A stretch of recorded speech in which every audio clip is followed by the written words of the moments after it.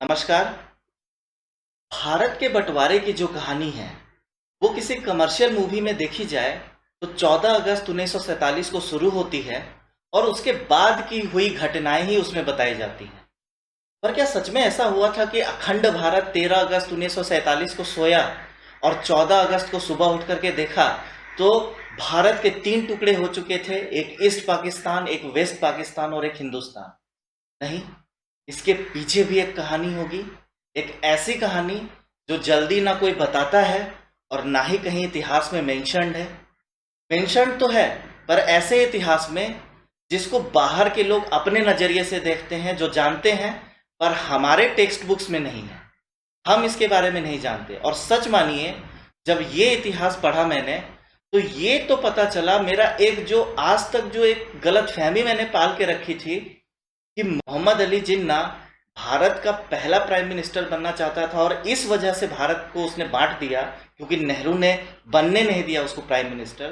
तो ये ना बस एक मिथ है, ये एक अफवाह है जो फैला के रखी गई है मास्कअप करने के लिए कुछ मिस्टेक्स जो हमारे लीडर ने भी किया उसको। अदरवाइज ये सच नहीं है। मोहम्मद अली जिन्ना प्राइम मिनिस्टर बनना ही नहीं चाहता था, उसको कोई शौक नहीं था भारत का प्राइम मिनिस्टर बनने का। जब वो जिद पे अड़ा ना तो वो सिर्फ और सिर्फ एक अलग देश चाहता था, किसी भी कीमत पे, चाहे उसके लिए उसको जान भी देने क्यों ना पड़े। और अगर हमें भारत पाकिस्तान के बंटवारे की सही कहानी जाननी है तो हमें मोहम्मद अली जिन्ना के बारे में जानना बहुत ज़रूरी है। तो आज हम भारत और पाकिस्तान बंटवारे के कहानी के सबसे बड़े महाखलनायक के बारे में हम जानेंगे, जिसको हम मोहम्मद अली जिन्ना कहते हैं। पर एक सवाल ये आता है कि जिसको हम इस कहानी का सबसे बड़ा खलनायक बोल रहे हैं, क्या वो अपने माँ के पेट से ही एक महाखलनायक बन के पैदा हुआ था? दूसरा एक होता है कि क्या उसने किसी मदरसे में जाकर के इस तरह के महाखलनायक बनने की कोई तालीम ली थी, या फिर सामाजिक तौर पे या पॉलिटिकल सिनेरियो में उसके साथ कुछ ऐसी घटनाएं हुई जिससे वो पाकिस्तान बनाने के जिद पे अड़ गया और अंत में अपनी जिद को पूरा करके दिखाया। बस यही देखने वाले हैं हम। आखिर उस इंसान ने क्यों ऐसी जिद ठानी जिस जिद की कीमत थी तकरीबन 5 लाख लोगों की जान और 80,000 महिलाओं का बंधक बनाया जाना जोर जबरदस्ती दूसरे धर्म के लोगों के द्वारा। तो आज उसी मोहम्मद अली जिन्ना की कहानी के बारे में हम यहाँ पे देखेंगे और बिल्कुल शुरुआत से देखते हैं। देखिए, पुंज जिन्ना और मीठी बाई जिन्ना का सबसे बड़ा बेटा था मोहम्मद अली जिन्ना। मोहम्मद अली जिन्ना का जन्म हुआ था 25 दिसंबर 1876 में कराची में। अब एक्चुअली में उसके माँ बाप जो थे वो रहने वाले थे ब्रिटिश इंडिया के गुजरात के, पर उसके पिताजी एक बिजनेसमैन थे। गुजरात में अपॉर्चुनिटीज नहीं थी बेटर, तो वो कराची शिफ्ट हो गए। वहीं पे जिन्ना का जन्म हुआ और उसके बाद उसके और 6 भाई बहन भी हुए। पर सबसे बड़ा होने की वजह से माँ मीठी बाई का सबसे दुलारा और सबसे ज्यादा प्यारा मोहम्मद अली जिन्ना ही था। मोहम्मद अली जिन्ना जैसे जैसे बड़ा होता गया, माँ का प्यार भी इसके लिए बढ़ता चला गया और माँ ने कई सारे सपने सजा लिए अपने बड़े बेटे के लिए।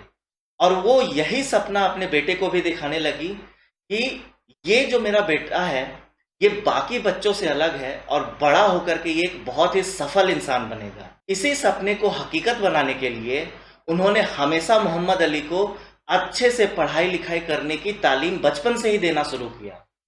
जब वो थोड़े बड़े हुए तो उनका दाखिला कराया गया कराची के ही एक मदरसे में, मदरसा तुत इस्लाम में। पर वहाँ पे ज़्यादा दिन तक उनकी पढ़ाई चली नहीं। उनको बेटर शिक्षा के लिए, ज़्यादा अच्छी शिक्षा के लिए वहाँ कराची में ही एक मिशनरी स्कूल में, इंग्लिश मीडियम में भर्ती करा दिया उनके माँ बाप ने, क्योंकि वो बिजनेसमैन थे, बहुत पैसा था और वो बहुत अच्छा एजुकेशन अफोर्ड कर सकते थे। पर कराची का माहौल कुछ इस तरह का हुआ करता था उस वक्त कि वहाँ पे उनका मन नहीं लगा, एडजस्ट नहीं कर पाए स्कूल में। तो पुंज जिन्ना यानी मोहम्मद अली जिन्ना के पिताजी की एक बहन मुंबई में किसी बिजनेसमैन से उनकी शादी हुई थी और मोहम्मद अली जिन्ना बहुत पसंद करते थे अपनी बुआ को, तो वो बुआ के पास चले आए और उन्होंने यहाँ पे मुंबई में इनका एडमिशन फिर से एक मिशनरी स्कूल में, इंग्लिश मीडियम स्कूल में करा दिया। जिन्ना को मुंबई का माहौल इतना पसंद आया कि फ्यूचर में जाकर के बंटवारे से पहले तक मोहम्मद अली जिन्ना ने मुंबई को ही अपना घर बना लिया। अब हुआ क्या, शुरुआती एजुकेशन जो थी जिन्ना की, वो बिल्कुल नॉर्मल, सेक्युलर और अव्वल दर्जे की थी, जो कि उस समय बहुत ही रईस लोग ही अफोर्ड कर सकते थे। तो ये बात तो बिल्कुल, दो बातें बिल्कुल यहाँ पे साफ हो जाती है। पहला कि माँ के पेट से ये बच्चा इतना बड़ा क्रूर इंसान पैदा नहीं हुआ था। ये एक सरल स्वभाव का अंतर्मुखी बच्चा था जो अपने माँ के सपनों को जीना चाहता था। दूसरा ये कि मदरसे में भाई इसने ज़्यादा दिन तक पढ़ाई किया नहीं, तो इस तरह का कट्टरवादी सोच होने का तो सवाल ही नहीं होता। बिल्कुल नॉर्मल एजुकेशन था और बहुत ही एडवांस्ड एजुकेशन था, तो एजुकेशन में भी कोई प्रॉब्लम नहीं थी। एजुकेशन ने जिन्ना को कट्टर होना नहीं सिखाया। अब 15 साल की उम्र जब हुई जिन्ना की 1892 में, तो जिन्ना की शादी करा दी गई एमी बाई जिन्ना से। कराची में शादी हुई, कुछ 2-4 महीने ये अपनी बीवी के साथ रहे और उसके बाद इनके पिताजी ने इनको इंग्लैंड भेज दिया। वहाँ पे एक कंपनी में एज एन अप्रेंटिस ये काम करने लगे। कंपनी का नाम था ग्राहम शिपिंग एंड ट्रेडिंग को। वहाँ पे ये अप्रेंटिस के तौर पे काम करने लगे। इनके पिताजी चाहते थे कि ये बिजनेस के तौर तरीके सीखें और वापस आकर अपने पिताजी का हाथ बटाएं। तो मोहम्मद अली जिन्ना ने वो कंपनी ज्वाइन की, एज एन अप्रेंटिस काम करने लगे। पर उनके लंदन जाने के 2-3 महीने के अंदर ही इनकी पहली पत्नी एमी बाई का देहांत हो गया, डेथ हो गई।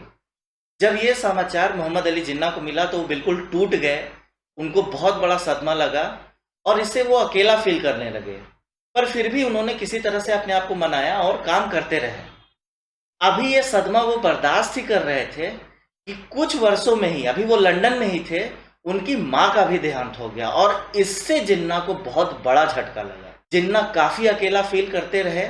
उनकी बहन फातिमा जिन्ना ने अपनी एक किताब में लिखा कि जब ये समाचार जिन्ना को मिला था तो कई दिनों तक जिन्ना अकेले रोते रहे। पर कुछ समय के बाद ही मोहम्मद अली जिन्ना ने अपने माँ के सपनों को साकार करने के लिए अपने आप को हिम्मत दी, दृढ़ निश्चय किया और अब वो जो काम कर रहे थे as an apprentice Graham shipping and co में, उसको छोड़ दिया और अपने माँ के सपनों को जीने के लिए, अपने आप को एक सफल इंसान बनाने के लिए लंदन में ही लिंकन्स इन्स नाम के कॉलेज में एडमिशन ले लिया। बैरिस्टर की पढ़ाई करने लगे। जिन्ना ने वो पढ़ाई रिकॉर्ड 4 साल में ही पूरी की और 1895 में जिन्ना एज ए बैरिस्टर भारत से सबसे यंग युवा बनकर के निकले जिन्होंने बैरिस्टर की पढ़ाई पूरी की थी। और ये उस समय भारत के लिए गर्व की बात थी। अब यहीं पे एक चीज बता देना बहुत जरूरी है कि जब लंदन में मोहम्मद अली जिन्ना बैरिस्टर की पढ़ाई कर रहे थे तो दादा भाई नेहरू जो कि भारत ही नहीं पूरे एशिया से सिलेक्ट किए गए ब्रिटिश पार्लियामेंट के पहले एमपी थे, तो वो उस समय लंदन में थे। तो as an assistant Mohammad Ali Jinnah Dadabhai Nehru ji को असिस्ट भी करने लगे। दादा भाई नेहरू जी ही मोहम्मद अली जिन्ना के गुरु भी बन गए, जो कि इनको इंडियन पॉलिटिक्स या ओवरऑल पॉलिटिक्स के बारे में समझाते रहे। तो मोहम्मद अली जिन्ना ने जो पॉलिटिकल चीजें सीखी, जो उनके अंदर पॉलिटिकल कल्चर डेवलप हुआ, वो दादा भाई नेहरू जी और उसके साथ साथ गोपाल कृष्ण गोखले जी का भी हुआ। ये भी उनके गुरु माने जाते हैं। अब ये दोनों लोग जो थे इस चीज में बिलीव करते थे कि आजादी या कोई भी लड़ाई कॉन्स्टिट्यूशनल या कानूनन तौर पे लड़ना चाहिए। तो ये सोच मोहम्मद अली जिन्ना के अंदर बहुत मजबूत हो गई कि अगर मुझको पॉलिटिकल सिचुएशन में कुछ करना है तो मुझको वो कानूनन तौर पे करना है और मुझको वो कॉन्स्टिट्यूशनल बेस पे अचीव करनी है। बैरिस्टर तो थे ही। तो ये वो जब यहाँ पे इंडिया आए तो 1896 से 1906 तक उन्होंने सिर्फ और सिर्फ बैरिस्टर का काम किया, प्रैक्टिस करने लगे मुंबई में। और मोहम्मद अली जिन्ना मुंबई में एक बहुत ही यंग बैरिस्टर और इकलौते मुस्लिम बैरिस्टर के तौर पे बहुत फेमस हो गए। उनका जो प्रैक्टिस था बहुत अच्छा चलने लगा। पर समय के साथ साथ आज़ादी की लड़ाई में और कॉन्स्टिट्यूशनल प्रोसेस में भी उन्होंने अपना योगदान देने की सोची और 1906 में 1906 में उन्होंने इंडियन नेशनल कांग्रेस को ज्वाइन कर लिया। अब 1909 में एक एक्ट पास हुआ था। इस एक्ट को कहते हैं separate electorate for Muslims. Mohammad Ali Jinnah ने इसका विरोध किया था। बिल्कुल सही बोल रहा हूं मैं। मोहम्मद अली जिन्ना ने इसका विरोध किया था और उन्होंने कहा था कि इस तरह के जो एक्ट्स होंगे वो हिंदू और मुस्लिम के बीच में बंटवारा या अलगाववाद पैदा करेगा। तो अब मैं यहाँ पे अब एक और चीज जोड़ना बहुत जरूरी हो जाता है कि मोहम्मद अली जिन्ना जो थे वो बहुत ही लिबरल थे और बहुत ही सेक्युलर थे। जो उनका एजुकेशन था उसके वजह से उनके अंदर का कल्चर उनको सेक्युलर और बहुत ही लिबरल बना चुका था। यहाँ पे एक चीज बोलूंगा जो हो सकता है यहाँ पे कोई अगर मुस्लिम भाई देख रहा हो तो उसको शायद बुरा लगे, पर लगना नहीं चाहिए, क्योंकि ये ऐसे लोगों द्वारा लिखी गई हिस्ट्री पढ़ के बता रहा हूँ जो जिन्ना को जानते थे। जब यूरोप में जिन्ना जाते थे या वहां पे जब वो समय गुजारा उन्होंने अपने बैरिस्टर के पढ़ाई के दौरान, और एक बार वो 1930s में भी गए थे जिसके बारे में अभी मैं बताऊंगा, तो वो इतने लिबरल थे कि इस्लाम धर्म के प्रति उनका कोई झुकाव नहीं था। वो शायद ही मस्जिद जाते थे, वाइन पीते थे, विस्की पीते थे यानी शराब पीते थे, जो कि बिल्कुल भी मना है इस्लाम में। और अब जो बोलूंगा ये सुन के शायद कुछ लोग भड़क जाएं, पर वो लोग ही कहते हैं कि मोहम्मद अली जिन्ना सुअर का मांस भी खाते थे यूरोप में, यानी उन्होंने पोर्क भी खाया है। तो वो बिल्कुल भी रूढ़िवादी सोच में बिलीव नहीं करते थे। इसीलिए जब ये separate electorates for Muslim act आया 1909 में, तो जिन्ना ने इसका विरोध किया और 1910 में जब कांग्रेस का सेशन हुआ तो वहां फिर से उन्होंने इस बात को लेकर के विरोध जताया कि ये चीज नहीं होना चाहिए, इससे हिंदू मुस्लिम में बंटवारा हो जाएगा। खैर चीजें चलती रही। उस समय एक और पार्टी हुआ करती थी, ऑल इंडिया मुस्लिम लीग।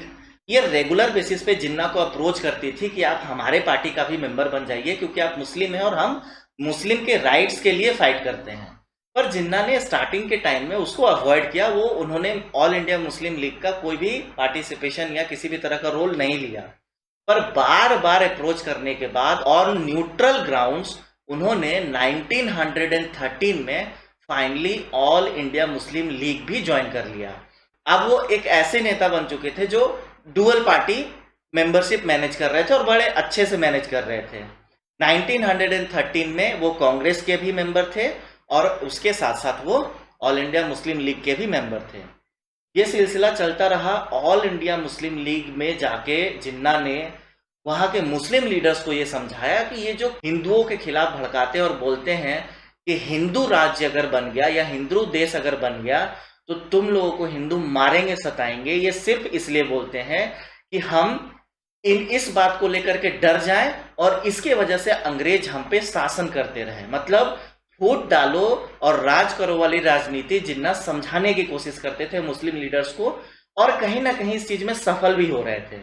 ये इस बात पे भी एक प्रकाश डालता है, लाइट डालता है कि मोहम्मद अली जिन्ना जो थे शुरुआती दिनों में ना सिर्फ लिबरल और सेक्युलर थे, बल्कि इसके साथ साथ वो हिंदू मुस्लिम एकता पे बहुत जोर देते थे। और ये एक रीजन भी बन गया जिसके वजह से उनके कांग्रेस के साथ डिफरेंस आया, अभी आपको पता चलेगा। पर उससे पहले एक डिटेल्स देख लेते हैं कि वो इतना मतलब सपोर्ट करते थे हिंदू मुस्लिम यूनिटी का कि मुस्लिम लीग और इंडियन नेशनल कांग्रेस के बीच में हमेशा एक रिफ्ट चलती रहती थी। तो 1916 में ये मोहम्मद अली जिन्ना ही थे जो ऑल इंडिया मुस्लिम लीग को और इंडियन नेशनल कांग्रेस को एक प्लेटफॉर्म पे लेके आए और इन दोनों के बीच में एक पैक्ट या अग्रीमेंट कराया जिसको लखनऊ पैक्ट के रूप में बोलते हैं। और ये बहुत फेमस एक्ट है। मतलब इसको सफल बनाने का सबसे बड़ा क्रेडिट जाता है सिर्फ और सिर्फ मोहम्मद अली जिन्ना को। अगर वो नहीं होते तो इन दोनों पार्टीज के बीच में कभी कोई पैक्ट हुआ ही नहीं होता। अब इस समय में उनके पर्सनल लाइफ में भी एक चेंज हुआ कि पारसी फैमिली की, बहुत फेमस पारसी फैमिली की आप बोल लीजिए, एक बेटी रत्नबाई पेटीट जो कि पारसी फैमिली की थी, उनको मोहम्मद अली जिन्ना से प्यार हो गया, बल्कि दोनों को एक दूसरे से प्यार हो गया। और 1918 में 1918 में दोनों ने शादी कर ली। हालांकि इस शादी के खिलाफ थे पेटीट फैमिली के लोग, यानी रत्नबाई पेटीट के फैमिली के लोग इस शादी के बिल्कुल खिलाफ थे। वो नहीं चाहते थे कि उनकी बेटी किसी मुस्लिम से शादी करे, तो इसलिए रत्नबाई पेटीट ने अपना धर्म चेंज किया, इस्लाम को कबूल किया। उसी में उनका नाम मरियम रखा गया जो कि बहुत फेमस भी है पाकिस्तान में और कुछ लोग हिंदुस्तान में भी जानते होंगे। और उसके बाद उन्होंने मोहम्मद अली जिन्ना से शादी कर ली। एक इंटरेस्टिंग फैक्ट ये भी है कि जब वो शादी हुई थी उस समय रत्नबाई जो थी वो 18 साल की थी और मोहम्मद अली जिन्ना 42 साल के थे, यानी दोनों के एज डिफरेंस जो था वो 24 साल का था। इस वजह से क्या हुआ, जो मैरिटल लाइफ रहा मोहम्मद अली जिन्ना का सेकेंड मैरिज का, ठीक है, वो बहुत ही डिस्टर्ब्ड रहा। मतलब दोनों प्यार तो बहुत करते थे एक दूसरे को, बट दोनों की समझदारी में मतलब एक डिफरेंस था। मोहम्मद अली जिन्ना कुछ अचीव करना चाहते थे और क्योंकि रत्नबाई अभी बहुत कम उम्र की थी, वो दुनिया को एक्सप्लोर करना चाहती थी। दोनों के बीच में क्लैश होने लगा और लास्ट मोमेंट के टाइम में उन दोनों में सेपरेशन भी हो गया था, बट डाइवोर्स नहीं हुआ था। बट इन्हीं रत्नबाई से मोहम्मद अली जिन्ना को एकमात्र संतान हुई जिसका नाम डायना जिन्ना है, ठीक है। खैर 1918 में ये शादी हुई और उसके बाद क्या हुआ, 1919 में खिलाफत मूवमेंट एक चल रहा था जो कि मुस्लिम कम्युनिटी कर रही थी और वो मूवमेंट स्टार्ट हुआ था कि हम स्वराज्य चाहते हैं, हम अंग्रेजों की जो गुलामी है उससे हम छुटकारा चाहते हैं। तो 1919 में कांग्रेस में जब मोतीलाल नेहरू उसके प्रेसिडेंट थे, उन्होंने सपोर्ट किया, कांग्रेस ने सपोर्ट किया खिलाफत मूवमेंट को, जो कि जिन्ना को पसंद नहीं आया।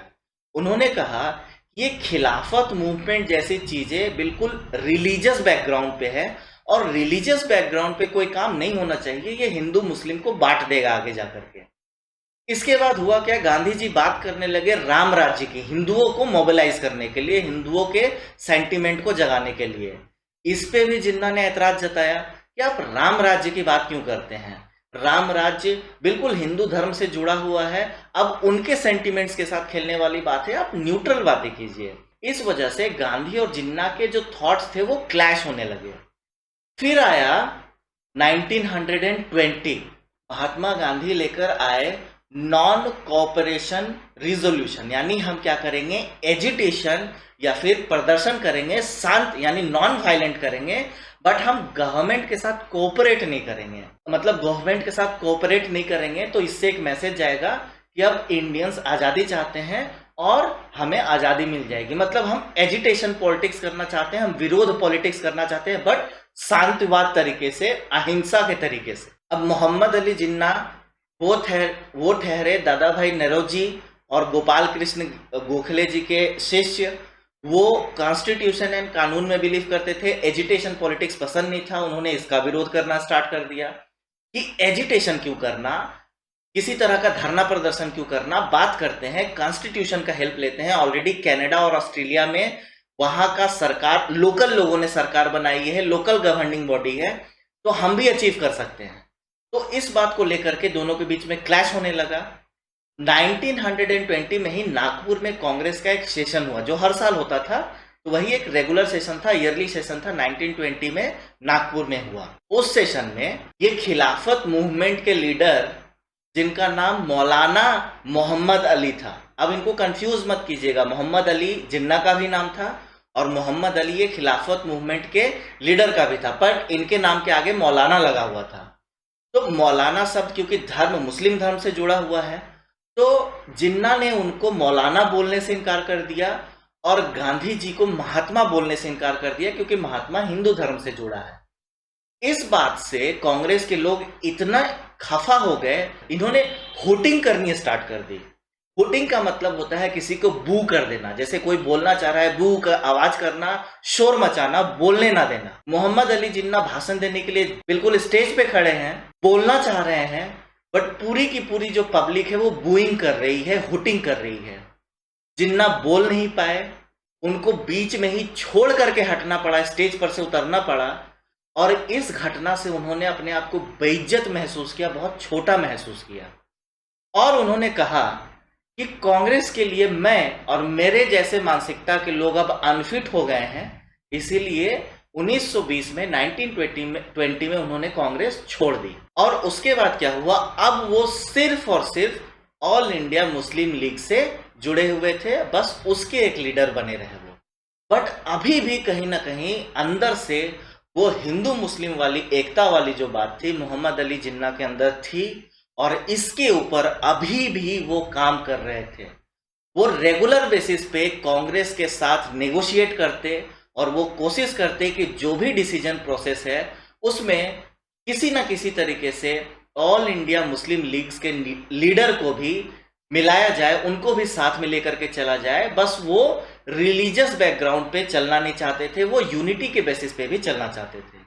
अभी तक जिन्ना पूरी तरह से रिलीजियस नहीं हुए थे। और इतने देर की कहानी में ना ऐसा लगता है, बल्कि कुछ लोग तो ऐसा सोच रहे होंगे, हो सकता है कि ये जो सामने बैठा है ये झूठ बोल रहा है, इसको मोबाइल में से निकाल करके इसको पीटो, या फिर इसको यूट्यूब में से निकालो और इसको पीटो। बट ठहर जाइए, अगर इस कहानी को मैंने जस्टिफाई नहीं किया तो बेशक जो आप बोले सो, लेकिन मैं इसको जस्टिफाई करूंगा, क्योंकि इसको मैं आज से नहीं पढ़ रहा हूं। अब मुझको तकरीबन इस कहानी को पढ़ते हुए 1 से सवा महीने हो चुके हैं। तो आज के डेट में मेरे पास सारे डिटेल्स हैं, और एक भी डिटेल हिंदुस्तान से अकेला नहीं है और पाकिस्तान से नहीं है। क्यों? क्योंकि Hindustan they hate Jinnah, I also hate him. क्योंकि एक ऐसा इंसान जो अपने जिद के लिए 5 लाख लोगों का जान ले ले, वो प्यार करने के लायक नहीं। और क्योंकि उन्होंने पाकिस्तान बनाया तो पाकिस्तान के लोग उनको बहुत प्यार करते हैं। तो ये बायस्ड होगी यहाँ के डाटा। तो मैंने जो डाटा स्टडी की है ये सब न्यूट्रल डेटाज है। और ये जो मैं आपको बता रहा हूं ये पहला फेज था। इस फेज में आप अगर जिन्ना के क्रिटिक्स की कहानी पढ़ें या उनके फेवर जो करने वाले लोग हैं उनकी भी कहानी पढ़े, दोनों इस पॉइंट पे एग्री करते हैं कि हाँ, ये जो पहले पार्ट का जो जिन्ना था वो लिबरल था, सेक्युलर था, और खास करके हिंदू मुस्लिम यूनिटी के लिए बहुत काम कर रहा था। हुआ क्या कि अब आया 1929, जिन्ना थोड़ा थोड़ा फ्रस्ट्रेट होने लगे थे, अब बीमार भी होने लगे थे, उनके लंग्स में प्रॉब्लम भी होने लगी थी। और कांग्रेस के इस तरह से लगातार नेग्लेक्ट किए जाने की वजह से फ्रस्ट्रेशन भी होने लगा था। पर सबसे बड़ा प्रॉब्लम ये हुआ कि 1929 में उनकी दूसरी बेबी भी चल बसी। उन्होंने अपने जन्मदिन के दिन ही, कुछ लोग कहते हैं कि नींद की दवाइयाँ खा ली, और कुछ लोग बोलते हैं कि उनको रेगुलर बेसिस पे कुछ प्रॉब्लम था, तो अपने बिल्कुल 29वें जन्मदिन पे मरी हैं। वो 20 फरवरी 1929 को वो मरी हैं। इस घटना की वजह से जिन्ना का बिल्कुल दिल टूट गया एकदम, मतलब वो उचट चुके थे। अब जो पॉलिटिकल सिनेरियो में जो नेग्लिजेंस था और पर्सनल लाइफ में जो ये टर्बुलेंस आया था, इसके वजह से वो बिल्कुल फ्रस्ट्रेट हो चुके थे। अब इस घटना में एक और चीज बता दूं कि मोहम्मद अली जिन्ना जो थे वो बचपन से इंट्रोवर्ट थे, तो वो जल्दी पब्लिक में अपने इमोशंस शो नहीं करते। सब उनके बारे में ये बात कॉमन बोलते हैं कि जिन्ना कॉमनली पब्लिक में अपने इमोशंस शो नहीं करते थे। बट पहली बार उनको पब्लिक में अगर कभी रोते देखा गया था, फर्स्ट टाइम अगर, तो वो यही था जब रत्न भाई जिन्ना को कब्र में नीचे ले जाया जा रहा था। वो बहुत फूट फूट कर रोए और पब्लिक में सबके सामने रोए। इसके बाद आया 1930, ब्रिटिश इलेक्शंस हुए, रामसे मैकडोनल्ड नए प्रधानमंत्री बने, और उन्होंने बोला कि भारत का जो सिनेरियो है उसमें फर्दर फ्यूचर में क्या एक्शन लेना है, इसके लिए एक काम करो, इंडिया के लीडर्स को लंदन बुलाओ और यहाँ के ब्रिटिश जो लीडर्स हैं उनके साथ कॉन्फ्रेंस करा करके इस पे एक डिसीजन लो। इसके पहले जो 2 कॉन्फ्रेंसेस हुए थे उसमें जिन्ना भी इन्वाइटेड थे, तो इसी कॉन्फ्रेंस के बहाने जिन्ना 1930 में ही लंदन चले गए और वहीं पे वो अगले 4 साल रहने वाले थे। 1931 में उनकी बहन भी उनके पास लंदन चली गई, क्योंकि जिन्ना को लंग्स का प्रॉब्लम था और अब अपना ख्याल नहीं रख पा रहे थे वो। तो 1934 तक जिन्ना बिल्कुल इंडिया में रहे ही नहीं, उन्होंने एक ब्रेक ले लिया, पूरा पॉलिटिक्स से दूर रहे। मतलब कहीं ना कहीं वो अंदर से डिवास्टेटेड थे, फ्रस्ट्रेटेड थे। बिल्कुल यही चीज हर हिस्टोरियन का कहना है। उसके बाद हुआ क्या, 1934 के आसपास में लियाकत अली खान, जो कि आजाद पाकिस्तान के पहले प्राइम मिनिस्टर बने। अब जो लोग ये बोलते हैं कि जिन्ना प्राइम मिनिस्टर बनना चाहते थे इसीलिए उन्होंने मतलब भारत का बंटवारा कर दिया, तो बन सकते थे वो पाकिस्तान के, तो उन्होंने ही बनवाया था, वो जो मांगते वो बन जाते, पर वो नहीं बने प्रधानमंत्री। आजाद पाकिस्तान के वो फर्स्ट गवर्नर जनरल बने पर प्रधानमंत्री नहीं बने। तो लियाकत अली खान लंदन गए, उन्होंने जाकर वहां पे बताया कि देखिए ऑल इंडिया मुस्लिम लीग आपके बिना बिल्कुल टूट बिखर रही है, अच्छे से चल नहीं पा रही है, तो आप प्लीज वापस आइए। और जो लीडर्स यहाँ पे चाहते थे कि जिन्ना वापस आकर के ऑल इंडिया मुस्लिम लीग को लीड करे, उनकी सारी की सारी बातें उन्होंने वहां पे बताई। मोहम्मद अली जिन्ना ने भी जो अपनी शर्तें थे उन्होंने बता दिया लियाकत अली खान को, और इसके बाद 1934 में वो वापस इंडिया चले आए। इसके बाद रेगुलर बेसिस पे उन्होंने ऑल इंडिया मुस्लिम लीग को मजबूत बनाने का ही काम किया। फिर 1936-1937 में इंडिया में जनरल इलेक्शंस हुए। इस जनरल इलेक्शन में इंडियन नेशनल कांग्रेस ने और जो ऑल इंडिया मुस्लिम लीग है उसने फ्रेंडली बेसिस पे इलेक्शन को लड़ा। रिजल्ट्स आए, इंडियन नेशनल कांग्रेस ने बहुत अच्छा परफॉर्म किया, पर जिन्ना ने फिर से कांग्रेस को अप्रोच किया और उन्होंने ये बात गांधी जी और नेहरू जी तक पहुंचाई कि देखिए सरकार बनाइए पर ऑल इंडिया मुस्लिम लीग के लीडर्स को भी भागीदारी दीजिए, पावर शेयरिंग कीजिए, ताकि ये एक इंक्लूसिव सरकार बने और मुसलमानों को भी लगे कि हमारे भी रिप्रेजेंटेशन बराबर तौर पे चल रही है। ये बात गांधी जी को जब बताई गई तो गांधी जी ने इमीडिएट मना कर दिया, एकदम फौरन, बिल्कुल, कि पॉसिबल ही नहीं है, हम मेजॉरिटी में हैं। और जब नेहरू को ये बात पता चली तो उन्होंने मजाक उड़ाते हुए कहा, मोहम्मद अली जिन्ना का मजाक उड़ाया और कहा कि इंडिया में दो ही पार्टी है, एक है इंडियन नेशनल कांग्रेस और दूसरा है ब्रिटिश।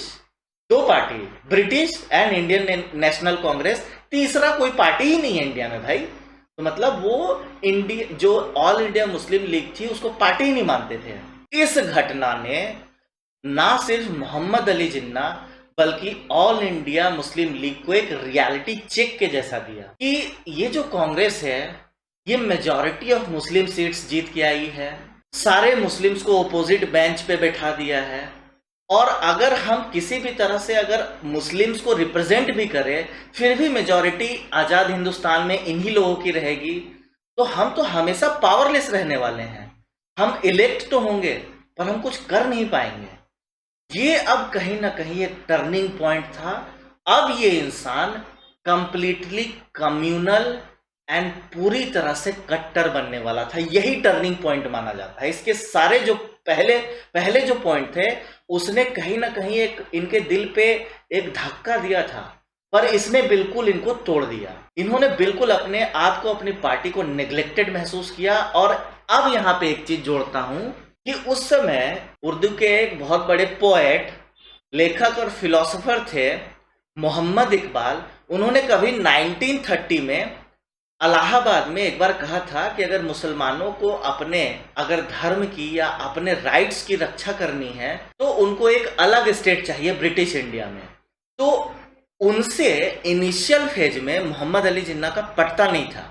दोनों बिल्कुल एंटी थे एक दूसरे के, क्योंकि जिन्ना बोलते थे यूनाइट होकर के और कहीं पे भी हम रहे हम मुस्लिम अपने राइट्स को प्रोटेक्ट कर सकते हैं, हमें किसी तरह का अलग देश अलग राज्य का जरूरत नहीं है, हम सफिशिएंट हैं, हम कॉन्स्टिट्यूशनल तौर पे कोई भी राइट अपना हासिल कर सकते हैं। पर जब ये 1937 वाला जो एकदम डिवास्टेटिंग जो घटना हुआ, जो पूरी तरह से उनकी बातों को नकार दिया गया और हर मुस्लिम कैंडिडेट जो था ओपोजिट सीट पे जाके जब बैठ गया, तो इसने मोहम्मद अली जिन्ना को एक रियलिटी चेक के जैसा दिया। और अब वही मोहम्मद इकबाल जिसके जिन्ना एंटी थे, अब खुद जिन्ना उसी मोहम्मद इकबाल के पास चल कर गए। उस समय मोहम्मद इकबाल जेल में थे और तब मोहम्मद इकबाल ने मोहम्मद अली जिन्ना को समझाना शुरू किया, ये जो तुम्हारे साथ हुआ है इसी से तुमको ये चीज समझना चाहिए कि इस हिंदू डोमिनेटेड समाज में अगर हम आजाद भी हो गए तो अपने राइट्स को हम प्रोटेक्ट नहीं कर पाएंगे, ये हिंदू हमें बहुत सताएंगे और हम पे राज करेंगे, हमें हमेशा दबा के रखेंगे। और 1938 में मोहम्मद इकबाल मरने से पहले अपनी सोच जो थी अब ट्रांसफर कर चुके थे मोहम्मद अली जिन्ना के अंदर, और इस वजह से मोहम्मद अली जिन्ना अब जो थे पूरी तरह से कम्युनल एंड रेडिकल लीडर बन चुके थे ऑल इंडिया मुस्लिम लीग के। इसका जो सबसे बड़ा आउटपुट निकला, जो रिजल्ट निकला जिन्ना के रेडिकल हो जाने का, वो ये था कि ऑल इंडिया मुस्लिम लीग ने 23 मार्च 1940 को 23 मार्च 1940 में लाहौर में एक मीटिंग रखी, एक सेशन रखी, और वहां पे उन्होंने लाहौर रेजोल्यूशन को पास किया, जो कि बहुत फेमस है पाकिस्तान रेजोल्यूशन के नाम से। ओरिजिनली इसका नाम लाहौर रेजोल्यूशन था और ये 23 मार्च 1940 को ऑल इंडिया मुस्लिम लीग ने पास किया था। अब इसको सुनिए क्या कहा था इंडियन नेशनल कांग्रेस के बड़े बड़े लीडर्स ने। महात्मा गांधी ने इसको सुना तो बोला, ये बिना समझ की एक बात है और मेरे समझ के परे है, और फिर वो चुप हो गए, कुछ नहीं बोला। उन्होंने इस बात को सीरियस नहीं लिया। नेहरू जी ने जब इसको सुना तो उन्होंने तंज मारते हुए कहा कि ये है जिन्ना के बड़े प्रस्ताव। ये एक कमेंट था, ये सार्काज्म था, ठीक है। तो ये बात भी सारे मुस्लिम लीग के जो लीडर्स थे उनको ये बात लगी। पर उस समय कांग्रेस के एक और लीडर थे, डॉक्टर भीमराव अंबेडकर। उनको लगा कि ये मैटर एक सीरियस मैटर है और इसके बड़े लॉन्ग टर्म साइड इफेक्ट्स होने वाले हैं। पर उनकी भी किसी ने नहीं सुनी। इंडियन नेशनल कांग्रेस ने लाहौर रिजोल्यूशन को बिल्कुल वैल्यू दिया ही नहीं। और यही था two nation theory. Pakistan resolution को ही कहा जाता है टू नेशन थ्योरी। मतलब ये स्टार्टिंग था कि अब पाकिस्तान यानी दो नेशंस तो बनने ही हैं। मुस्लिम हिंदुस्तान में नहीं रहेंगे, हिंदुस्तान हिंदुओं के लिए है और पाकिस्तान मुस्लिमों के लिए है। अब इस पे काम करना था। हुआ क्या, 1940 में आया ये।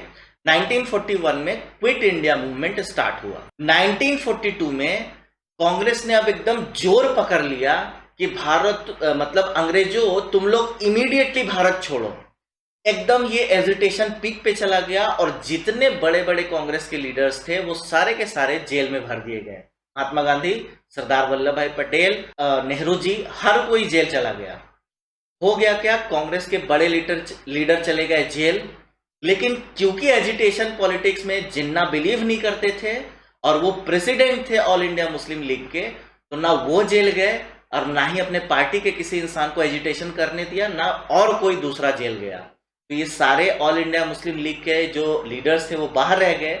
उन्होंने देखा था कि 1937 के इलेक्शन में मुस्लिम मेजॉरिटी वाले एरिया में भी हम जीत नहीं पाए, कांग्रेस को ही ये सपोर्ट मुस्लिमों से मिल रहा है। तो अब उन्होंने इस बेस पे काम करना स्टार्ट किया। और उस समय में जो बंगाल का एरिया था और पंजाब सिंध का एरिया था वो मुस्लिम मेजॉरिटी का एरिया था।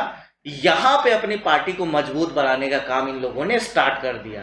और बाकी के हिंदुस्तान में भी जहां पे भी इनको मुस्लिम पॉपुलेशन दिखाई देता वहां अपनी पार्टी का प्रचार करते और मेंबरशिप देते थे। तो अब ये पार्टी मजबूत होने लगी। इसके साथ और भी कुछ चेंजेस हुए। हुआ ऐसा कि वर्ल्ड वार 2 चल रहा था। जापान ने जैसे ही पर्ल हार्बर पे अटैक किया तो ये लड़ाई जो हो एशिया में भी आ गई, एशिया में आ गई। अब क्योंकि ब्रिटिशर्स भारत में है तो उसको यहां से ही कंट्रोल करना है, जापान के खिलाफ लड़ना है, तो उसको तो सैनिक चाहिए। और उसको पता था कि अब जिन्ना इतना मजबूत फेस हो चुका है मुस्लिमों का कि जिन्ना बोलेगा तो मुस्लिम्स जो युवा हैं वो आर्मी ज्वाइन करेंगे और ब्रिटेन के लिए लड़ेंगे।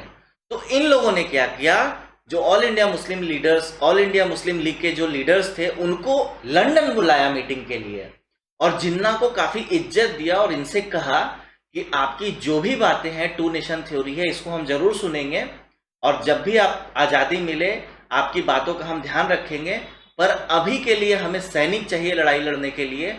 और आप अगर मुस्लिमों को कहेंगे तो वो सेना में आकर के भर्ती होंगे और हमारे साथ लड़ाई लड़ेंगे। मोहम्मद अली जिन्ना को लगा कि अचानक उनके लिए सब कुछ बदल गया है। जिसको कल तक कोई पूछता नहीं था, आज उस इंसान को बुला करके वहां बिठाया जा रहा था जहां पे सिर्फ गांधी, नेहरू, पटेल, मौलाना अबुल कलाम बैठते थे। वहां पे अब जिन्ना बैठना स्टार्ट कर चुके थे। तो जिन्ना को अब समझ में आ चुका था कि पूरे इंडिया लेवल पे नेशनल पॉलिटिक्स में उनका जो स्ट्रेंथ है वो बढ़ चुका है। उन्होंने ब्रिटिशर्स के द्वारा बढ़ाए गए इस हाथ को एक्सेप्ट किया।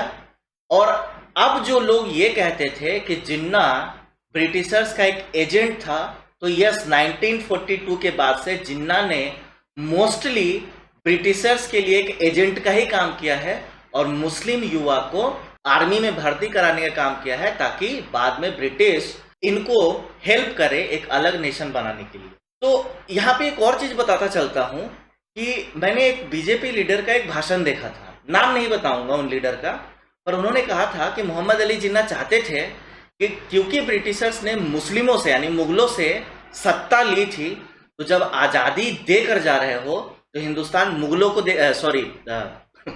माफ कीजिएगा, तो आप पूरी तरह से मुस्लिमों को दे करके जाओ, क्योंकि मुस्लिमों से लिया है तो मुस्लिमों को ही देकर जाओ यहाँ की सत्ता। तो ये बात पूरी तरह से तो सच नहीं है, लेकिन इसमें पार्शियल सच्चाई है।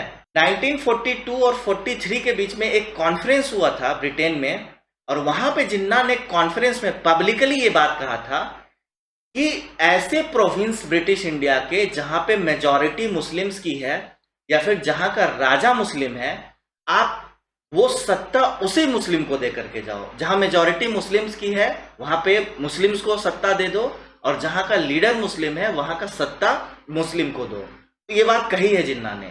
तो ये बात पार्शली सच है, क्योंकि अगर पूरे हिंदुस्तान की बात करें तो फिर वो यही कहते हैं कि जहां हिंदू लीडर्स हैं या फिर हिंदू मेजॉरिटी है उसको उसकी भी सत्ता मुस्लिमों को दे दो, पर ऐसा नहीं बोला था। लेकिन मुस्लिम जहां पे है और जहां मुस्लिम लीडर्स थे वो तो बिल्कुल मांगा था उन्होंने खुल के, यहाँ दे दो भाई, लिया उन्हीं से है तो उनको वापस भी करो, ठीक है। तो ये इंफॉर्मेशन भी आप लोग याद रखिएगा, ये पूरी सच्चाई है, ये अधूरी सच्चाई नहीं है, ये पूरी सच्चाई है। अब हुआ क्या कि 1942 में गांधी जी वगैरह सब अरेस्ट हो गए थे, पर 1944 में गांधी जी की तबीयत खराब हुई तो उनको हेल्थ बैकग्राउंड पे छोड़ दिया गया। गांधी जी जब बाहर आए तो जिन्ना ने उनको इनवाइट किया और वहां पे 2 वीक्स तक, 2 हफ्तों तक महात्मा गांधी और मोहम्मद अली जिन्ना के बीच में डिबेट्स चले। और उन दोनों के बीच में, मतलब वो दोनों बहुत फेमस हैं, उन दोनों के बीच में रेगुलर बेसिस पे हीटेड और एंग्री डिबेट होते रहते थे। ये फोटो अगर आप देख रहे हैं तो इसमें आपको दिख रहा होगा, ये हालांकि 1944 का नहीं है, ये 1939 में किसी बात पे महात्मा गांधी और मोहम्मद अली जिन्ना आपस में लड़ रहे हैं, उस वक्त का फोटो है। तो उस समय भी कुछ दोनों के बीच में बातचीत हुई, हीटेड डिबेट भी हुए, और मोहम्मद अली जिन्ना कह रहे थे कि नहीं, आजादी से पहले ही हमें पाकिस्तान अलग से काट के दे दो। महात्मा गांधी ने कहा कि नहीं, आजादी हिंदुस्तान को यूनाइटेड रूप में लेने दो, उस आजाद हिंदुस्तान में पाकिस्तान के बारे में क्या करना है हम देखेंगे। क्योंकि महात्मा गांधी जिन्ना का कोई बात नहीं सुनते थे, तो जिन्ना भी अब महात्मा गांधी का कोई बात नहीं मानते थे। बल्कि महात्मा गांधी को छोड़ दीजिए, जिन्ना का ये कहना था कि ये कांग्रेस जो है वो महात्मा गांधी के शब्दों पे चलती है, उनके बातों को मानती है, कांग्रेस जो भी कहेगी मैं उसके अगेंस्ट ही बोलूंगा। और यही कारण था कि नेहरू से लेकर के राजेंद्र प्रसाद तक ने मोहम्मद अली जिन्ना को मनाने की कोशिश की थी, पर जिन्ना ने बस छोटे बालक के जैसा एक ही चीज बोला, ना ना ना। मतलब एक बिल्कुल बालकाना या फिर छोटे बच्चे जैसी जो हठ, जो जिद होती है, अब उस पे अड़ गया था वो इंसान कि नहीं, मुझको तो पाकिस्तान चाहिए। हुआ क्या फिर 1945 में फिर से चेंज हुआ, ब्रिटिश पार्लियामेंट का जो प्राइम मिनिस्टर था वो चेंज हुआ। अब वो लोग समझ चुके थे, मैंने पहले की वीडियो में भी बताया है कि वर्ल्ड वॉर 2 खत्म होने के बाद और ये सरकार चेंज होने के बाद वो समझ चुके थे कि अब हम रूल नहीं कर पाएंगे अपने कॉलोनीज पे। तो अब उनको किसी भी तरह से रैपिडली अपना जो गवर्नमेंट था वो विड्रॉ करना था, इंडिया के किसी लोकल अथॉरिटी को गवर्नमेंट सौंप के जानी थी, इस पे काम करना था।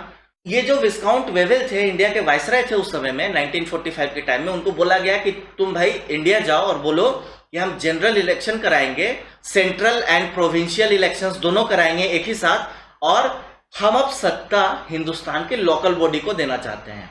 तो वेवेल आए हिंदुस्तान और उन्होंने अनाउंस किया कि 1945 दिसंबर से लेकर के जनवरी 1946 तक यहाँ पे एक जनरल इलेक्शन होगा। उसके ऊपर मैंने बिल्कुल एक सेपरेट वीडियो ही बना के रखी है, राइट। तो उस कोने में वो लिंक दिख रहा होगा, अगर आप देखना चाहते हैं तो वो वीडियो भी देख सकते हैं। तो अब ये इलेक्शन होने का अनाउंसमेंट हुआ, जिन्ना भी आए, आकर के उन्होंने अपने पार्टी को अटेंड किया और उन्होंने बताया कि एक जनरल इलेक्शन होने वाला है, तो अब उसकी तैयारी स्टार्ट करो। उसके इमीडिएट बाद इलाहाबाद में फिर जिन्ना ने एक पब्लिक गैदरिंग को अटेंड किया और वहां उन्होंने भाषण में बोला कि अब पाकिस्तान मेरे लिए और पूरी मुस्लिम लीग के लिए जीने और मरने वाली बात हो गई है, और हम ये इलेक्शन सिर्फ और सिर्फ पाकिस्तान बनाने के नाम पे लड़ना चाहते हैं, यही हम अपनी आवाम से, अपने लोगों को वादा करते हैं। तो 1945 का जो इलेक्शन जिन्ना ने लड़ा था वो सिर्फ और सिर्फ एक वादा कि अगर हम जीते तो हम मुसलमानों को पाकिस्तान बना कर देंगे। और अब इसका रिजल्ट जो आने वाला था वो डिसाइड कर देने वाला था कि पाकिस्तान बनेगा या नहीं बनेगा। रिजल्ट आया और जितने भी मुस्लिम्स के लिए रिजर्व सीट्स थी वो 100% seats All India Muslim league ने जीता, एक भी कांग्रेस नहीं जीत पाई। और इन टोटल जो मुस्लिम मेजॉरिटी वाले एरियाज थे वहां पे मोर देन 95%, और कुछ सोर्सेस बोलते हैं कि about 97% of the Muslim majority areas के जो सीट्स थे वो ऑल इंडिया मुस्लिम लीग ने ही जीते, कांग्रेस को वो सीटें मिली ही नहीं। अब एक मैसेज एकदम लाउड था और क्लियर था कि ये सिर्फ जिन्ना और ऑल इंडिया मुस्लिम लीग नहीं, ये पूरे भारत के मुसलमान चाहते थे कि उनको अलग देश चाहिए और उससे कम किसी भी चीज पे वो सेटल नहीं होंगे। अब उनको या तो आजाद हिंदुस्तान में दो या गुलाम हिंदुस्तान में दो, पर पाकिस्तान हमें चाहिए। अब ये एक एक मुसलमान इस बात पे अड़ चुका था, मतलब अब पूरी तरह से इंडिया के मुसलमान रेडिकलाइज्ड हो चुके थे। अब कहीं ना कहीं ये मैसेज इलेक्शंस के रिजल्ट के थ्रू इंडिया के मुसलमानों ने कांग्रेस को भी दे दी थी, और अब कांग्रेस अपने तरफ से अप्रोच करने की कोशिश कर रही थी। जो लोग कल तक मोहम्मद अली जिन्ना से बात नहीं करना चाहते थे, जो लोग उसकी बातों को बिना समझ के बता रहे थे, जो लोग उस इंसान की बातों को बोलते थे कि ये मुंगेरी लाल के हसीन सपने हैं, अब सीरियसनेस इस मैटर का समझ चुके थे, क्योंकि अब देश बंटने वाला था। अब लोग उनको अप्रोच करते थे, पर यहां पे अब जिन्ना का समय बदल चुका था और अब उनके पास पावर भी था। और अब जिन्ना ने जितने भी लोगों ने उनको अप्रोच किया, उन सबको सिर्फ एक ही चीज बोला, ना अब नहीं हो सकता। ये जिन्ना की मैच्योरिटी थी और ये एक शॉर्ट विजन था जिन्ना का, ये घमंड था, बेवकूफी थी। अब मैं बोल रहा हूं डेफिनेटली, क्योंकि इसके जो परिणाम निकलने थे वो कोई भी इंसान समझ सकता था कि तुमने अब दो धर्मों को रेडिकलाइज कर दिया है, ये इतना आसान नहीं होने वाला है। और अब अगर तुम अपनी इस जिद पे अड़े हो, अपने बदले के लिए अब लोगों की जान को तुम मतलब अगर खतरे में डाल रहे हो, तो तुम एक सेल्फिश लीडर हो। और अभी थोड़ा और पता चलेगा आगे चल करके। अब हुआ क्या कि 1946 का इलेक्शन का रिजल्ट आया। सेंट्रल लेजिस्लेटिव असेंबली में टोटल 102 सीटें थी, इसमें से 57 मिले थे कांग्रेस को, और ऑल इंडिया मुस्लिम लीग ने 30 सीट्स जीती थी। लेकिन जितने भी मुस्लिम डोमिनेटेड एरियाज के सीट्स थे वहां पे 100% ऑल इंडिया मुस्लिम लीग ने ही विक्ट्री हासिल की थी, यानी 100% Muslim seats All India Muslim League को ही मिले थे सेंट्रल लेजिस्लेटिव असेंबली के इलेक्शंस में। प्रोविंशियल लेवल की अगर हम बात करें तो प्रोविंशियल इलेक्शंस में टोटल सीट्स थी 1585, इसमें से कांग्रेस को मिली थी 923 और ऑल इंडिया मुस्लिम लीग को मिला था 425। बट यहाँ पे भी 95 to 97% मुस्लिम डोमिनेटेड जो सीटें थी वो सिर्फ और सिर्फ ऑल इंडिया मुस्लिम लीग को ही मिला था। यानी कि एक चीज क्लियर थी कि अगर मुस्लिम डोमिनेटेड एरिया था तो वहां पे मुस्लिम वोटर्स की पसंद सिर्फ और सिर्फ जिन्ना थे और सिर्फ ऑल इंडिया मुस्लिम लीग ही थी। और जो मेजॉरिटी सीट्स कांग्रेस के पास थे वो मेजॉरिटी हिंदू वाले थे। तो सरकार तो बनाती कांग्रेस ही, लेकिन अब बार्गेनिंग पावर था जिन्ना के पास। तो जब सरकार बनी 2 अगस्त में जवाहरलाल नेहरू के पास एक आया इनविटेशन सरकार बनाने का, जो फॉर्मेलिटी थी वही होना था।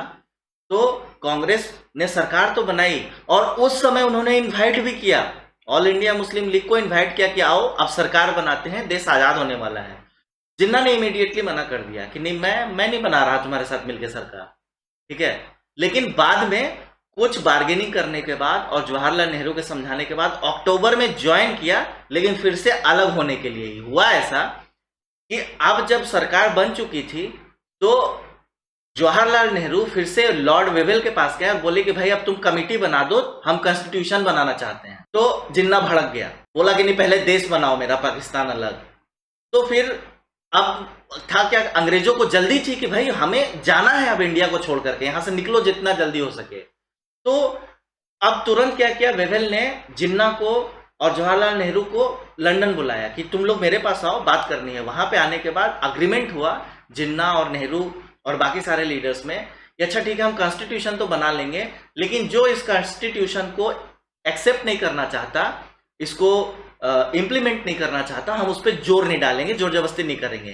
तो वहां पे तो जिन्ना बोला कि हाँ ठीक है, ये मुझको अग्री करता हूं मैं, जो लोग नहीं मतलब कॉन्स्टिट्यूशन लगाना चाहते ये लिखा हुआ वो नहीं लगाएंगे। तो ये बोल करके ये लोग वापस आए, लेकिन इंडिया आके वो इंसान फिर से मुकर गया और अब जिद पे अड़ गया कि नहीं, एक कॉन्स्टिट्यूशन में बनने ही नहीं दूंगा, मैं पार्टिसिपेट ही नहीं करूंगा। इसके वजह से अंग्रेजों को एक मैसेज गया कि वेवेल के बस की बात नहीं है, इससे ना हो पाएगा। हम यहाँ पे जो वो चाहते थे, उन्होंने मैक्सिमम एक डेडलाइन सेट किया था कि 2 जुलाई 1948, 2 जुलाई 1948 मैक्सिमम है, उस समय तक हमको छोड़ ही देना है हिंदुस्तान। तो अगर वेवेल रहा तो ये ऑल इंडिया मुस्लिम लीग और Indian national Congress same page पे नहीं आ रहे हैं, ये हम छोड़ ही नहीं पाएंगे, कोई गवर्नमेंट ही नहीं बन पाएगी। तो उन्होंने फिर से क्या किया, वायसराय चेंज किया। अब आए लॉर्ड माउंटबेटन। लॉर्ड माउंटबेटन को अपॉइंट किया गया एज वायसराय ऑफ इंडिया और उन्होंने ऑफिस ज्वाइन किया 24 मार्च 1947 को। और जब उनको मतलब दिया जाता है ना एक एसओपी या फिर एक क्या बोलते हैं उनको, जो इंट्रोड्यूस किया जाता है एक एम्प्लॉई एनवायरमेंट से, तो उनको जो डॉक्यूमेंट्स दिए गए थे उस डॉक्यूमेंट में क्लियरली लिखा गया था कि माउंटबेटन तुम्हारा जो सबसे टफेस्ट कस्टमर होने वाला है ना, वो मोहम्मद अली जिन्ना होगा, अच्छे से संभाल लेना, इसको संभाल लिया तो अब सब ठीक हो जाएगा। तो अब कांग्रेस को समझ आ चुका था कि अब पाकिस्तान के बिना जिन्ना नहीं मानेगा, और जिन्ना नहीं माना तो कहीं ना कहीं देश मतलब स्टेबिलिटी नहीं आएगी, एक सरकार नहीं बनेगी। अब ये हड़बड़ी के मोड में आ चुके थे। जिन्ना आराम कर रहा था टांग पसार करके था, लेकिन ये हड़बड़ी में आ चुके थे कि हमें अब एक स्ट्रॉन्ग सेंट्रल गवर्नमेंट बनानी है। तो अब इन्होंने, कांग्रेस ने बोल दिया, जवाहरलाल नेहरू ने बोल दिया कि ठीक है, पाकिस्तान बनाना चाहते हो, बांट दो, हम तैयार हैं। ये एक्सेप्ट किया है जवाहरलाल नेहरू ने 1960 के कहीं पे कॉन्फ्रेंस में बैठ करके उन्होंने इस बात को एक्सेप्ट किया है कि अब हम थक चुके थे। जिन्ना की जिद को नेहरू ने एक्सेप्ट किया है और इस बात के लिए अग्री किया है कि हाँ, पाकिस्तान बनेगा, बना लो, हम तैयार हैं। तो फाइनली 2 जून 1947 को अब ये बिल्कुल डिसाइड हो गया, फाइनलाइज हो गया, ब्रिटिश की सरकार जो है वो सत्ता सौंपेगी 2 अलग अलग देश के सरकारों को। यस, ये 2 जून 1947 को डिसाइड हो गया था। एक होगा हिंदुस्तान, दूसरा होगा ईस्ट पाकिस्तान एंड वेस्ट, मतलब ये दोनों कंबाइंड थे, ईस्ट एंड वेस्ट पाकिस्तान, कोई एक ही गवर्नमेंट होगी उनकी। तो अब जो ब्रिटिश गवर्नमेंट थी, 2 अलग अलग गवर्नमेंट को सत्ता 15 अगस्त को सौंप करके चली जाएगी। इस बात का अनाउंसमेंट अगले दिन 3 जून 1947 को जवाहरलाल नेहरू, लॉर्ड माउंटबेटन और जिन्ना ने भी किया, रेडियो से किया, पूरे हिंदुस्तान को बताया। अब देखिए, इसका जो साइड इफेक्ट हुआ ना, वो ये हुआ कि सिरिल रेडक्लिफ को अभी नक्शा बनाना बाकी था। ये एक रेडक्लिफ कमेटी बनी थी, ये ब्रिटिश लॉयर था, इसको ये दिया गया था जिम्मेवारी कि भारत और पाकिस्तान का तुम नक्शा बनाओगे। इसका एक इंटरेस्टिंग फैक्ट है, मैं आपको बताता हूँ थोड़ी देर में। तो उसको अभी नक्शा बनाना बाकी था, लेकिन अब जो लोग ये समझ चुके थे कि नहीं, हम पाकिस्तान में हैं लेकिन हमें हिंदुस्तानी होना है, और जो हिंदुस्तान में थे और उनको पता चल गया था कि नहीं, हमें पाकिस्तान को हम चुनते हैं अपने कंट्री के रूप में, अब लैक ऑफ इंफॉर्मेशन की वजह से इनके अंदर डर और इनसिक्योरिटी पैदा हुआ, और नक्शा मिलने से पहले ही लोग मास मूवमेंट स्टार्ट कर चुके थे। जो 3 जून का अनाउंसमेंट था, ऑलरेडी मास मूवमेंट उसने स्टार्ट कर दिया। तो 14 अगस्त को कोई मूवमेंट स्टार्ट नहीं हुआ, ये 3 जून के अनाउंसमेंट के इमीडिएट बाद स्टार्ट हो गया मास मूवमेंट, और उसी के साथ इमीडिएट स्टार्ट हो गए हिंदू मुस्लिम के दंगे।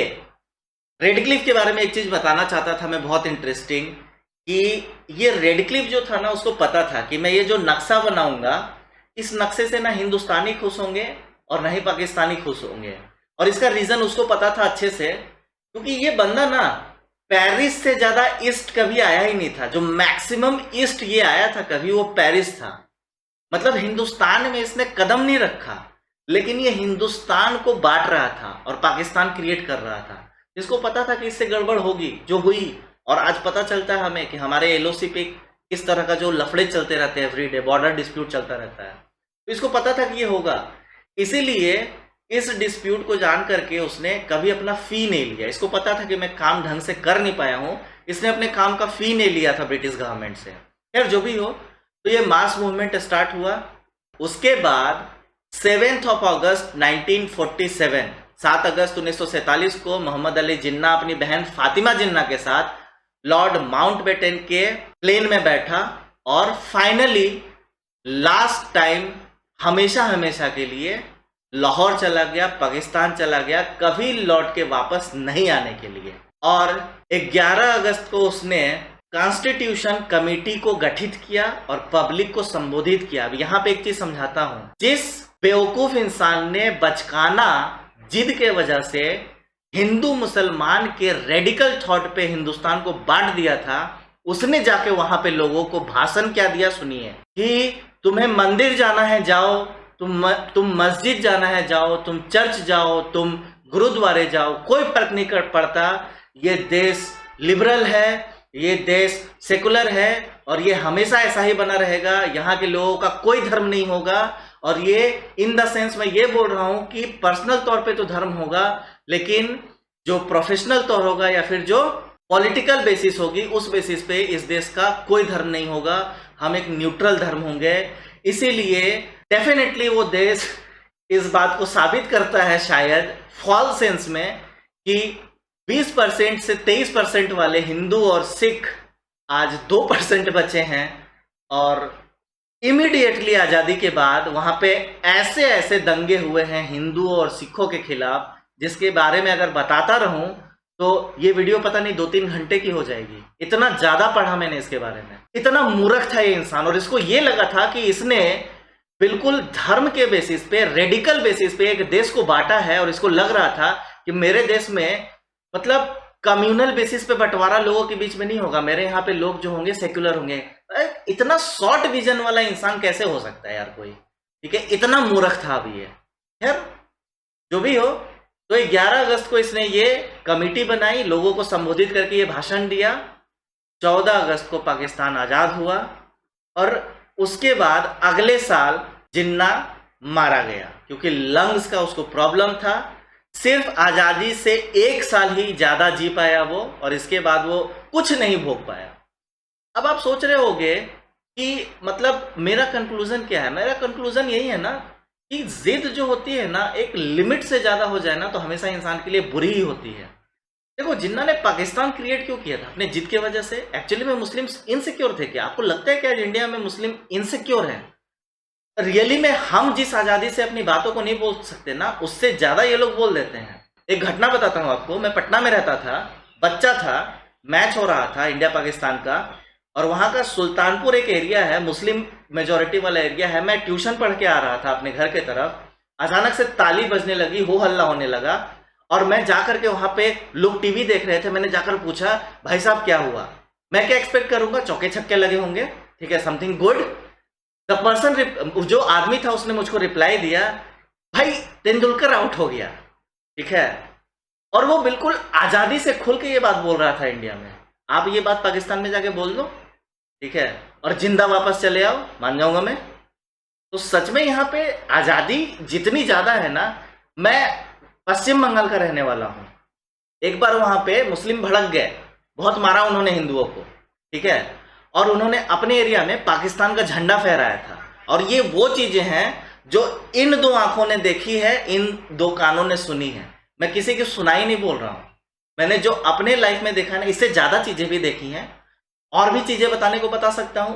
मैंने ये भी अपने दोस्तों को, मुस्लिम दोस्तों को देखा है कि वो मोबाइल में एक गेम खेलते थे क्रिकेट का, और टीम सिलेक्ट करते थे पाकिस्तान, ठीक है। तो काफी है, और मेरे हिसाब से इससे बहुत ज्यादा है बोलने के लिए मेरे पास, लेकिन ये वीडियो उसके लिए नहीं है। तो बहुत आजादी थी यहाँ पे, बिल्कुल उसी आजादी से वो रह सकते थे। बट एक इंसान अपने इतने जिद पे अड़ गया कि उसने एक देश के 3 टुकड़े कर दिए। अब अपने जिद पे अड़ा रहने वाला ये इंसान, जिसने अपने बच्चों जैसे जिद पे और छोटी सोच होने पे एक देश के 3 टुकड़े कराए थे, इसने भोगा क्या? 11 सितंबर 1948, यानी 1 साल कुछ महीने में ये मारा गया, मर गया। लंग्स का प्रॉब्लम था, मर गया ये। तो जिस देश को बनाया उस देश को भी नहीं भोगा ज्यादा। मरने के वक्त जो इसकी बेटी डायना थी ना, वो इंडियन बन चुकी थी, क्योंकि उसने इंडिया के एक पारसी फैमिली में शादी की थी। उसको बॉम्बे में रहना था, तो ऑटोमेटिकली वो इंडियन हो चुकी थी। यानी जिसका बाप पाकिस्तान बना रहा है, उसकी बेटी को इंडियन बनना पड़ेगा, क्योंकि वो मैरिड है इंडिया के एक बिजनेसमैन से, ठीक है, और बहुत बड़े बिजनेसमैन से। उसकी बेटी के जो पोते पर पोते हैं, इंडिया के बहुत बड़े बिजनेसमैन हैं, नाम मैं नहीं बता रहा हूं, आपको मर्जी हो आप सर्च कर सकते हो। डायना जिन्ना इंडिया में रही मरते दम तक, और वो इंडियन बन के रही। उसकी बीवी जिसको वो बहुत प्यार करता था, उसकी कब्र जो है इंडिया में है, वहां पे नहीं है, पाकिस्तान में नहीं है, वो इंडिया में है कब्र। उसकी माँ मीठी बाई जिसके सपने को साकार बनाने वो चला था, वो कहाँ दफन है, वो कब्र आज तक किसी को नहीं मिली। ना ही उसकी पहली बीवी इमी बाई की कब्र मिली ताकि उसको श्रद्धांजलि दे सके पाकिस्तानी। इससे ज्यादा बदनसीब कौन हो सकता है। जिन्ना जब मरा था तो इतना अकेला मरा था और इतना फ्रस्ट्रेटेड मरा था कि मरते वक्त इस अफसोस में मरा कि उसने पाकिस्तान को क्यों बांटा। और उसके आखिरी शब्द थे कि मैंने बंटवारा नहीं कराया, मैंने कीड़े मकोड़े खाए, और ये पाकिस्तान का बंटवारा जो है अधूरा हुआ, ये पूरा नहीं हुआ। यानी जिद तो पूरी की, लेकिन इस जिद की जो कीमत चुकाई इस इंसान ने, कि मरने की शैया पे यानी डेथ बेड पे लेटा था और अंदर से गिल्ट से भरा हुआ था। ये परिणाम होता है जिद का। एक लिमिट से ज्यादा जिद अच्छा नहीं होता है। लेकिन अब एक सवाल ये भी है कि क्या जो ये हिंदुस्तान बटा, इसके लिए जिन्ना अकेला जिम्मेवार है। तो देखो, एक जो थ्योरी चली आती है कि जिन्ना प्रधानमंत्री बनना चाहता था हिंदुस्तान का, ये तो गलत है, डेफिनेटली नहीं। उसकी सोच शुरू से ये थी नहीं। और जब प्रधानमंत्री बनने की सोच कभी उसके दिमाग में आई हो, तो अब वो हिंदुस्तान का प्रधानमंत्री नहीं बनना चाहता था, अब वो पाकिस्तान चाहता था, और वो जिद पे अड़ चुका था। तो जब जिन्ना को नेग्लेक्ट किया जा रहा था, उसी समय उसको बिठा करके उसकी बातों को सुना जा सकता था। जब जिन्ना ने ये बात कभी बड़े बड़े लीडर्स को बोली होगी कि मुझको एजिटेशन पॉलिटिक्स समझ में नहीं आता, मैं दादा भाई नेहरू का शिष्य हूँ, मुझको कॉन्स्टिट्यूशन के बेसिस पे, कानून के बेसिस पे आज़ादी लेनी है, तो हम उस बोल सकते थे जिन्ना को कि बिल्कुल ठीक है, कोई दिक्कत नहीं है, अगर ये आपकी सोच है हम पूरा सपोर्ट आपको देते हैं, आप अपने हिसाब से लड़ाई को लड़िए, लेकिन हमारी एक रिक्वेस्ट है आपसे कि हमें लगता है कि अंग्रेज थोड़े जिद्दी हैं, हठी हैं, हम अपने तरह से भी लड़ना चाहते हैं, तो हमें भी आप प्लीज अलाउ कीजिए, क्योंकि हम आपको भी अलाउ कर रहे हैं, सपोर्ट कर रहे हैं, कि हमें भी अपने तरह से लड़ने दीजिए, हमें थोड़ा एजुटेशन करने दीजिए। हम ये बात कह सकते थे उसको बिठा करके, समझा के, सम्मान दे करके, अच्छा लगता उस इंसान को। बट बिल्कुल उसको रिवर्व कर देना, उसकी बातों को इमीडिएटली एकदम मना कर देना, जाहिर सी बात है बुरा तो लगेगा। किसी घर में 3-4 बच्चे हों, उस घर के सबसे छोटे बच्चे को कभी ऑब्जर्व किया है? जनरली वो बच्चा इतना नेग्लेक्टेड होता है ना, किस बेसिस पे? प्यार बहुत मिलता है, बहुत पैम्परिंग होती है उसकी, ओ गुल्लू गुल्लू, लेकिन उसकी बातों को ना वैल्यू नहीं दिया जाता। तुम बच्चे हो, अभी बच्चे के जैसा रहो, बड़े डिसीजन लेंगे, ठीक है, घर के बड़े बुजुर्ग डिसीजन लेंगे, वो बच्चा यंग हो जाता है, समझदारी भी आ जाती है, तुम बच्चे हो, डिसीजन बड़े लेंगे। इतना उसके अंदर इस बात को लेकर के गुस्सा भर जाता है कि एक दिन वो रिवोल्ट कर देता है, और उसके बाद इतना वोकल बन जाता है, फिर सबसे पहले उसकी बात सुननी पड़ती है, उसके बाद किसी और की सुनी जाती है। उसी बच्चे को अगर हम बिठा करके समझदारी से अगर डील करें ना, तो वो भी बड़ों के रंग में रंग जाएगा और समझदार बन जाएगा। यही प्रॉब्लम कहीं ना कहीं हमारे देश के उस वक्त के लीडर्स ने जिन्ना के साथ किया। जिन्ना अंतर्मुखी था, अंदर से एक बच्चा ही था। अगर सम्मान और इज्जत के साथ उससे बात की जाती तो शायद आज परिणाम कुछ और होते।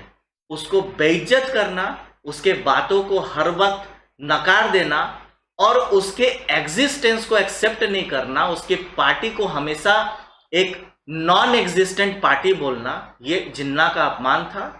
और अपमान तो अगर मेरा भी रेगुलर बेसिस पे किया जाए तो रिवोल्ट मैं भी कर दूंगा, क्योंकि हर इंसान, एक चीज कॉमन है हम इंसानों के बीच में कि हम सम्मान जरूर चाहते हैं। ये सम्मान रेगुलर बेसिस पे ना मिले ना तो रिवोल्ट अपने आप हो जाता है, हमारा ह्यूमन नेचर है। तो क्या जिम्मेवार है जिन्ना? हाँ है, बिल्कुल है। एज ए हिंदुस्तानी मैं जिन्ना को माफ नहीं कर सकता। इस जिन्ना को मैं कभी माफ नहीं कर सकता, क्योंकि इसने अपने जिद के वजह से, अपनी छोटी सोच के वजह से कम 5 लाख लोगों की जान की बलि चढ़ा दी और 80,000 महिलाओं को जबरन किसी और धर्म के पुरुषों ने बंदी बना लिया। अब जानते हो ना इसको क्या बोलते हैं? मैं यहाँ बोल नहीं पाऊंगा कि वो महिलाएं उन पुरुषों के लिए क्या थी। उन 5 लाख मारे गए लोगों की और इन 80,000 महिलाओं की कहानी कौन बताएगा? अगर जिन्ना का दुख किसी को दुख लगता है तो वो 5 लाख लोग जो मर गए वो लोग नहीं थे, उनको दुख नहीं हुआ? वो महिलाएं जो जिंदगी भर किसी और धर्म के पुरुष की कैदी बन के रही, उनका दर्द दर्द नहीं था? डेफिनेटली वो बहुत बड़ा जिम्मेवार है वो महाखलनायक इस कहानी का, लेकिन वो अकेला जिम्मेवार नहीं है। उसको महाखलनायक बनाने के पीछे कुछ लोगों ने अपना पूरा सहयोग दिया है, वो लोग भी जिम्मेवार है, और आप समझ सकते हैं मैं किन की बात कर रहा हूं। तो अब उस आजादी की कीमत इन दो देशों के लोगों ने कैसे चुकाई, ये अगला मुद्दा है, और इस मुद्दे के साथ मिलूंगा मैं अगले वीडियो में। देखिए, इस वीडियो को बनाने में बहुत मेहनत लगा है, बहुत लंबी पढ़ाई करनी पड़ी है, और बिल्कुल जेन्युइन इंफॉर्मेशन है, एकदम ट्रूथफुल इंफॉर्मेशन है। प्लीज़ इसको एक लाइक दीजिएगा, और जितना ज़्यादा से ज़्यादा हो सके इसको शेयर कीजिए, उससे मुझको बहुत सपोर्ट मिलेगा। आप लोगों के सपोर्ट के बिना मैं अपनी बातें ना ज़्यादा लोगों तक पहुंचा पाऊंगा, और ना ही मेरे एफर्ट्स जस्टिफाई हो पाएंगे। तो मैं उम्मीद करता हूं कि आप लोग मेरा सपोर्ट जरूर करेंगे।